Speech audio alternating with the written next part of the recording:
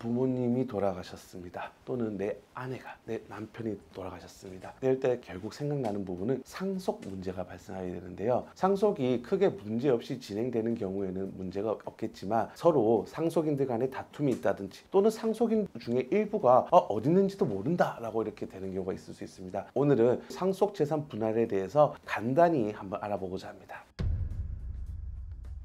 상속재산 분할은 기본적으로 상속인들 전원의 동의가 있어야 해결이 될 수가 있습니다. 물론 상속인 중 일부가 상속 포기를 하면은 상속인 자격이 박탈되기 때문에 상관이 없지만 한정승인이라도 하게 되는 경우에는 상속을 받는 것이기 때문에 어떤 상속재산의 처분에 있어서는 모든 동의가 있어야 됩니다. 상속인이 5명이 있는데 그 중에 1명이라도 상속재산 분할에 협의가 되지 않을 경우에는 4명이 합의를 했다고 하더라도 그 상속재산 분할 협의는 무효라는 것이 대법원의 확고한 입장입니다. 상속재산 분할 협의 심판 청구는요, 상속재산을 어떻게 분배할 것인지에 대한 부분을 이야기를 하는 것입니다. 따라서 현재 피상속인의 재산을 먼저 확인을 한 다음 상속인의 재산을 어떻게 나눌 건지 그 가액을 어떻게 책정할 건지를 판단합니다. 보통 피상속인의 재산, 즉 망인의 재산은요, 사망 당시 기준으로 판단을 하고 만약에 망인이 돌아가시기 1년 전쯤에 일어난 증여나 이런 것들은 상속재산에 포함해서 판단하는 경우가 많습니다. 따라서 상속재산 분할 협의에서는 가장 먼저 상속재산이 어떤 것이 있는지, 두 번째 상속재산 분할이 됐다면 각 상속 비율에 따라 어떻게 분배할 것인지가 판단이 돼야 되고, 도저히 분배가 되지 않을 경우에는 결국 공유물 분할과 동일하게 경매 분할을 통해서 해결할 수밖에 없는데요. 경매 분할을 하게 될 경우에는 상속인들 전부가 손해가 있는 경우도 있을 수 있습니다. 따라서 상속재산 분할 협의를 할 때는 먼저 어떤 부동산 또는 큰 재산을 가지는 분들이 어떻게 분배할 것인지에 대해서 어느 정도 인식을 한 다음에 움직이는 것이 매우 중요합니다. 또 상속재산을 딱 확인해 보니까 망인의 재산이 하나도 없는 경우가 있을 수 있습니다. 이러한 경우 생각할 수 있는 것이